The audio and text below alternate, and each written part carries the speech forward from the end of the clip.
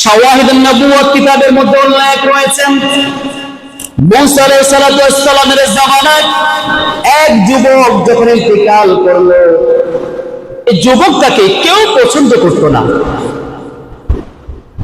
এই যুবক যখন ইন্তেকাল করলো, সকলে মিলে তাকে যখন বন জঙ্গলের মধ্যে রেখে এসেছে, আল্লাহ পাক রব্বুল আলামিন মুসা আলাইহিস সালামকে ইলহাম করে জানালেন, মুসা, যে যুবকটাকে সকলে ঘৃণা করত, অপছন্দ করত, ওই যুবকটা যখন ইন্তেকাল করেছে, সকলে মিলে তাকে বন জঙ্গলের মধ্যে ফেলে রেখে দিয়েছে।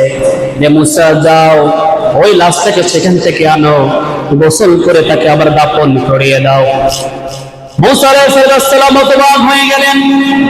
যে মানুষটাকে সকলে অপছন্দ করে, সমাজের মধ্যে সকলের কাছে ঘৃণিত ব্যক্তি, কেউ তাকে পছন্দ করত না, ভালোবাসতো না। আল্লাহ পাক রব্বুল আলামিন আমি মুসাকে আদেশ করেছেন তাকে এনে গোসল করে আবার দাফন করে তাকে জানাজা করিয়ে দাফন করিয়ে দিতে।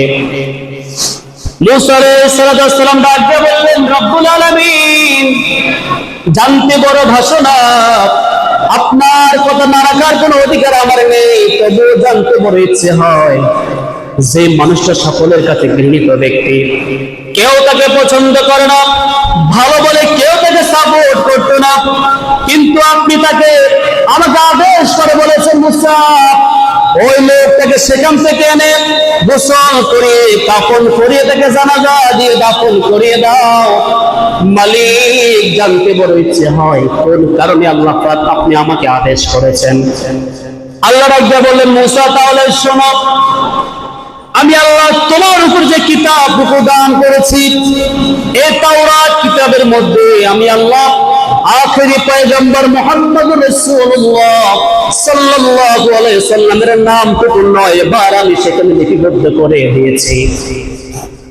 এই আমার বান্দা তোমার উম্মত, সে যখন তাওরাত কিতাবটুকু তেলাওয়াত করতে যায়, তেলাওয়াতের শুরুতে যে 9 জায়গার মধ্যে আমার দোস্ত প্যারা নবী মুহাম্মদুর রাসূলুল্লাহ সাল্লাল্লাহু আলাইহি সাল্লামের নামটুকু রয়েছে, প্রতিটি জায়গায় চুমু দিয়ে তারপরে সে তোমার তাওরাত তেলাওয়াত শুরু করত।